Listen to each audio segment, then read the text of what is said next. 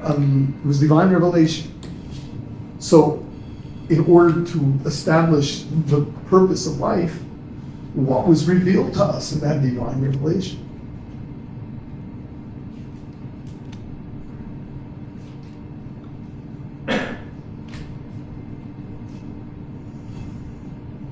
At the revelation at Sinai, aside from hearing the Ten Commandments,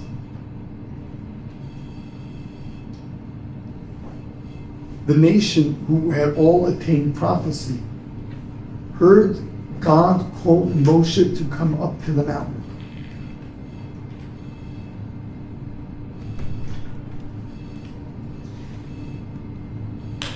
And then he came down, not only with 2 tablets, but he came down and taught us the whole Torah. What exactly did he teach us? We'll go into this in a lot more detail at a later point. He taught us the principles of all the 613 commandments, as well as the basics of what we believe in.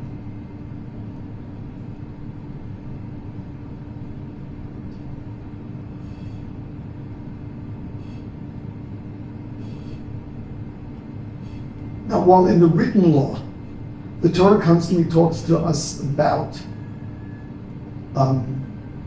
if you fulfill the commandments, life will be good.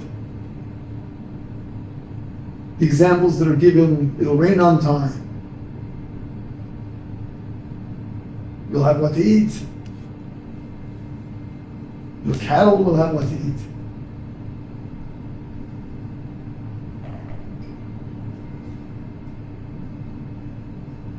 And it tells us it's for the good life.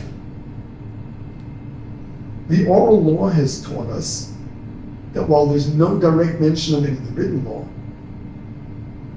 there's something called the world to come.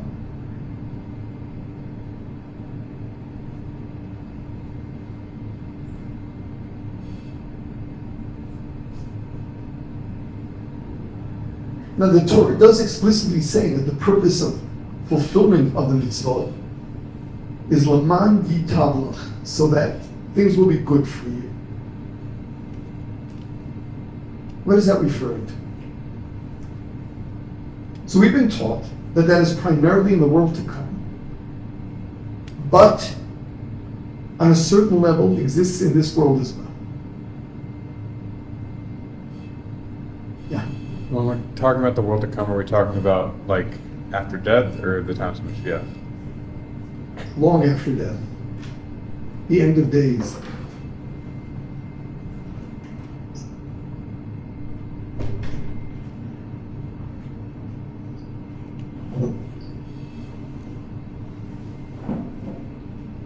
What does all of this mean?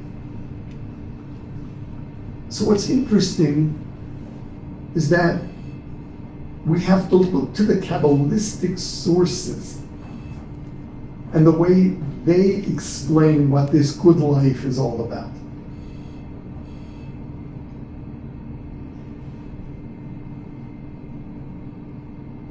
We have to remember that the Kabbalah was part of the oral law. We will go into this in detail as well. In what form, which parts, what do we know, what do we know, what do we not know.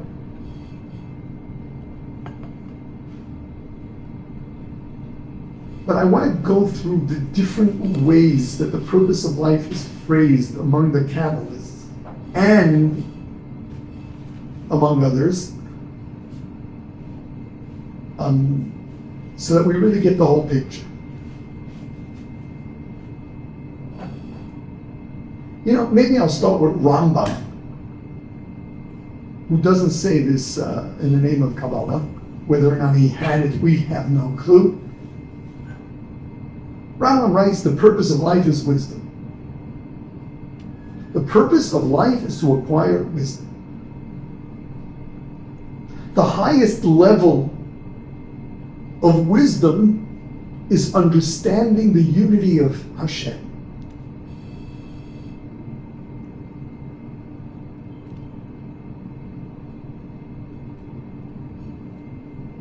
According to Rambam, the purpose of life is wisdom.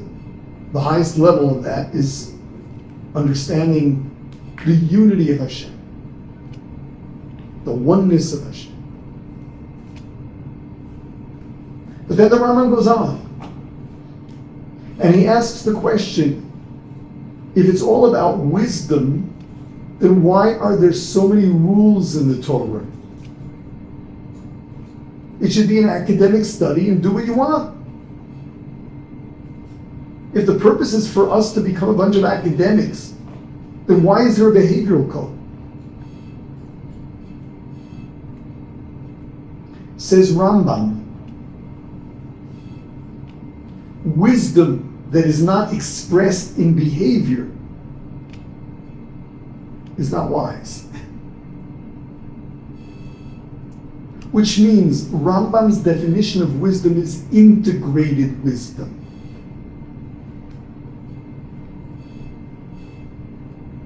Torah teaches us what it means to be a great human being.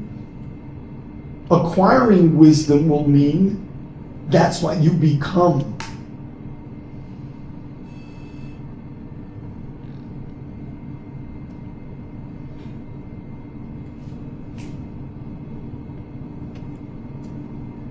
This is what Rambam writes. In other words, according to Rambam, the purpose of life is to become wise, not only cerebrally, but the way that is translated into action. To live in a wise way. And the highest level you can attain is an understanding of the unity, the oneness of Hashem.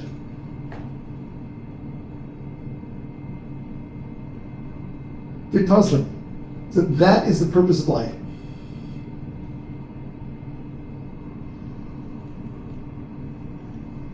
What about when the Torah says, so you'll have a good life? It would seem that Rambam believes this is the good life the Torah is talking about. Not to mention the world to come. Which means whatever level of wisdom you've attained, once again, as expressed not only in what you know, but what you live, what you've become, that is the level you will come to the world to come with. Which is going to be very clever.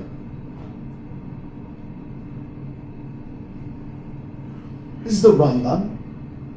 I'd like to leave it for now. I want to mention all the different ones that we read and see if these are different approaches and they're really one and what the underlying message really is.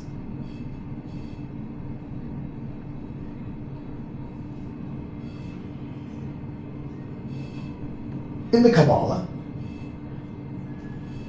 so if we go to the Ari, he begins with the question. His Eitz Chaim begins with the question: what is the purpose in creation?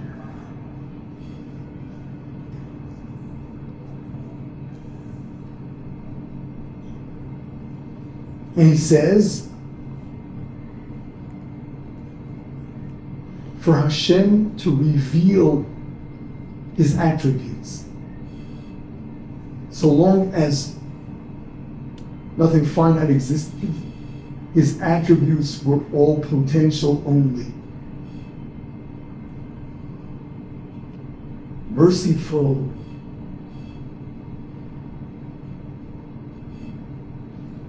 slow to anger, all the different words we use to describe him, in order for them to come to fruition. The Hasidic version of the Kabbalistic explanation is to give himself a foothold in the lower worlds. The infinity is all the way out there. He created so that there would be a presence of the infinity on lower levels. Okay. Then there's Lutzato. We understand, based on all his writings, was the one that represented the rational approach to Kabbalah. Read his Kabbalistic works. He makes sense of all the spooky stuff.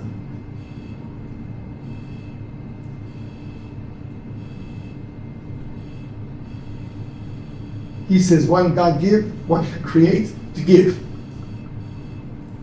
What does He give? He gives Himself. How does He give Himself? He gives us the ability to connect to Him on two levels. One is in this world, and the other one is in the world to come. In the world to come, it will be infinitely pleasurable for all of eternity. This world is temporary. The process of earning your level in the world to come, that process is in this world, and that in itself is pleasurable.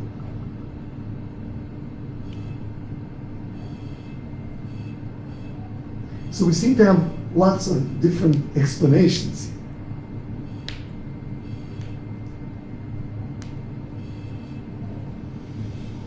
Something so crucial as the purpose of life. You mean there's disagreement over that too? It would seem that there's one underlying message.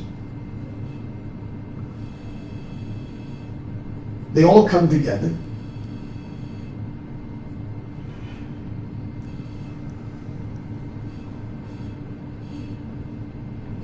What Luzzatto is calling connecting to Hashem.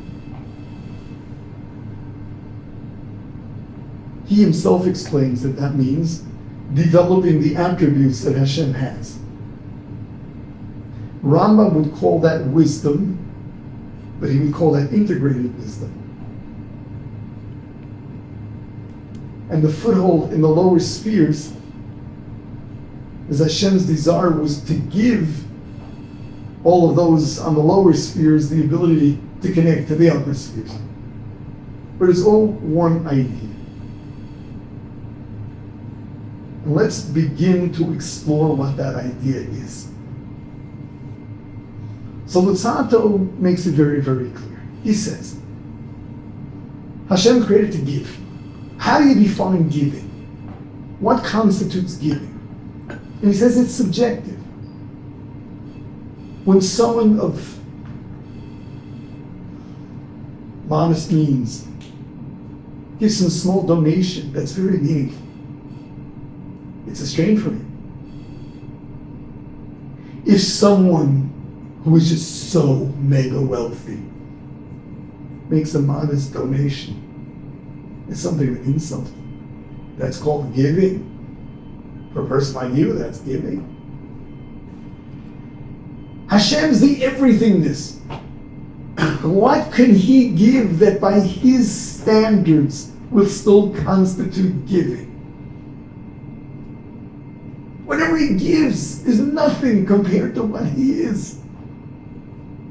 He's the everything. There's only one thing that He gives that would be considered giving, and that is Himself. He gives us the opportunity to connect to Him.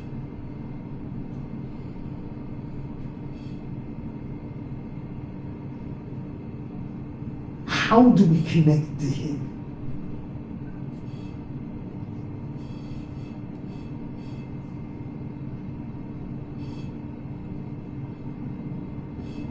So, all the good books say, Luzzatto talks about it, by becoming like Him. What does that mean? See, this is going back to Rambam's definition of wisdom and integrated wisdom.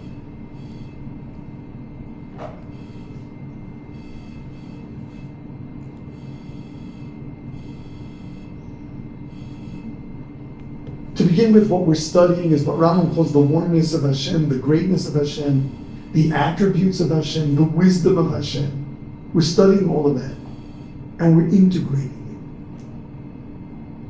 Which means that we are becoming like Him. But it's it begins with a cerebral process that is then integrated into one's whole being.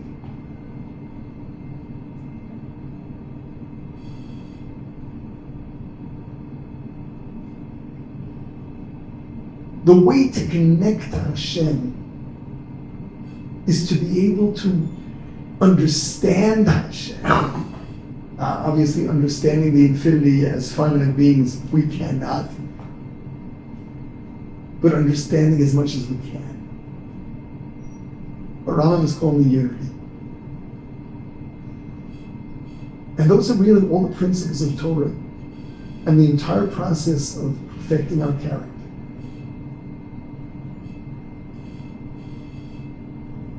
So I'd like you to understand something, because this is crucial in your own growth. How do we relate to Hashem? I talk to people, different people connect to Hashem differently, or relate to Him differently, or think of Him differently. What determines how people relate to Him? So we find a secret in the Torah.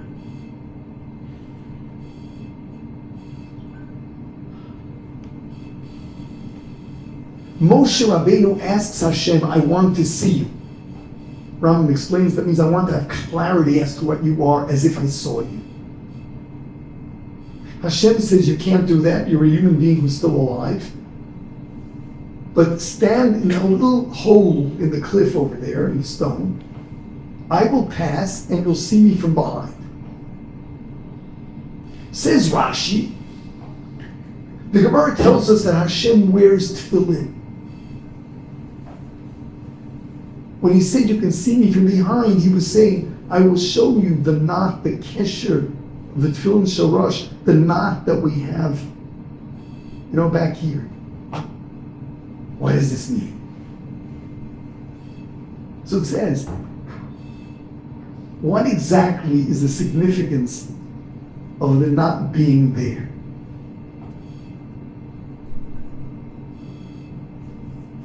That is the place that the brain and the spine meet.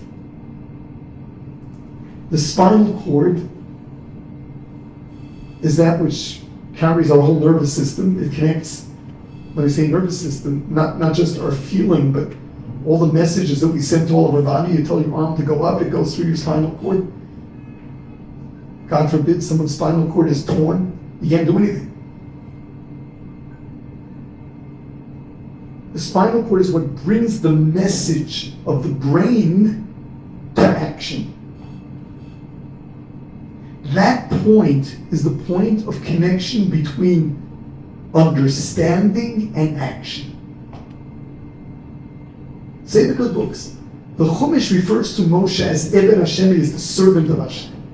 What do we mean by servant? So they explain.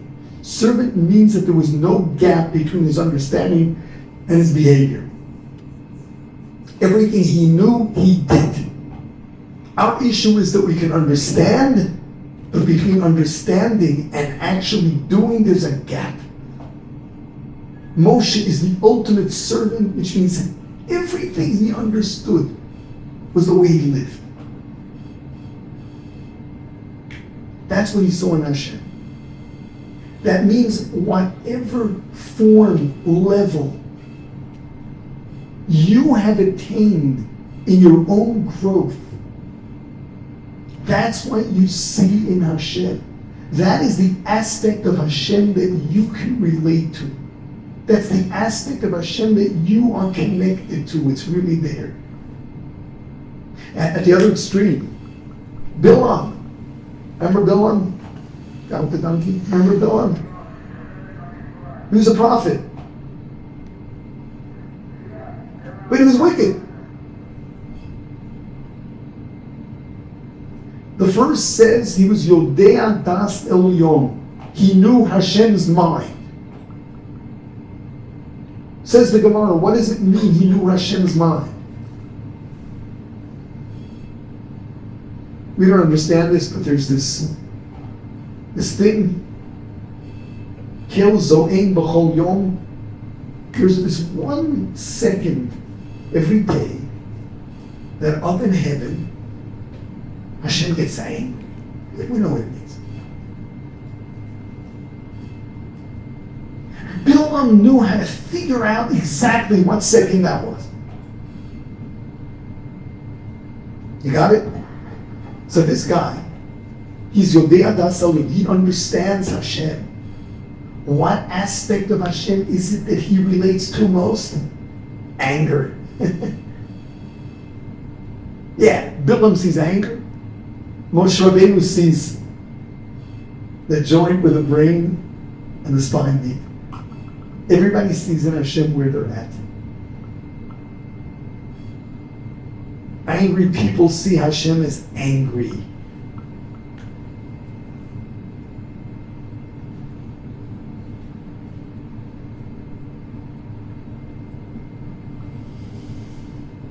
The more we perfect ourselves, the more we are connected to the totality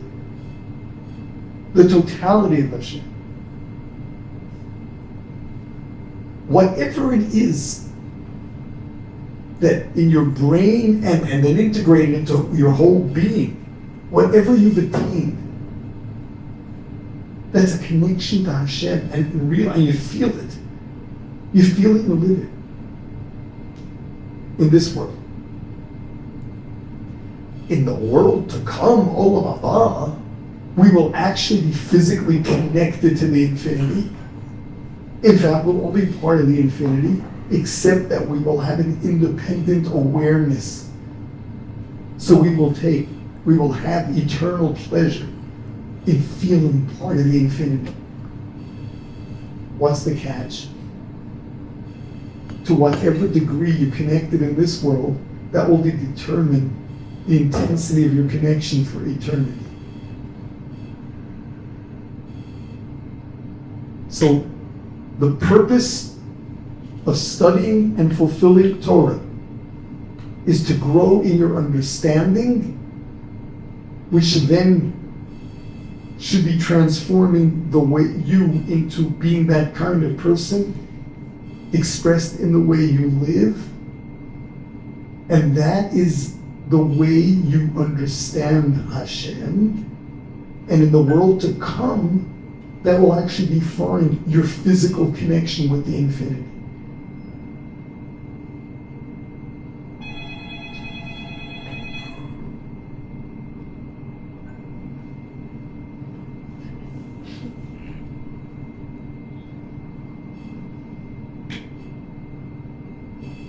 Sounds esoteric. In practical terms, it means becoming wiser people, more understanding people,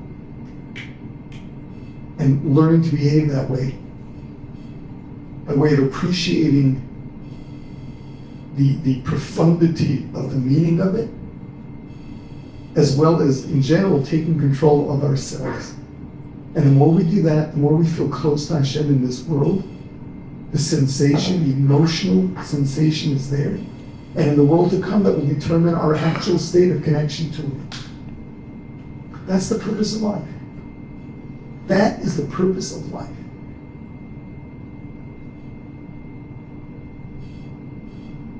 Sounds like something a bit way out. What are you talking about? It's very real. It's very, very real.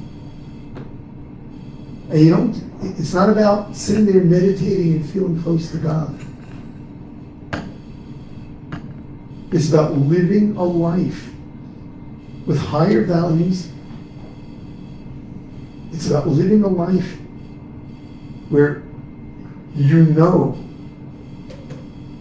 right from wrong and live it, and do the hard work of getting beyond your instincts and perfecting yourself. And with every level of perfection, there's a sensation of closeness to God, each in its own way. And this is very real. And we'll have to get into more details on what this looks like. But this is the purpose of life. This is the purpose of life. And if you miss it, you deprive yourself of the ultimate pleasure in this world and the eternal pleasure of the world to come. To be continued.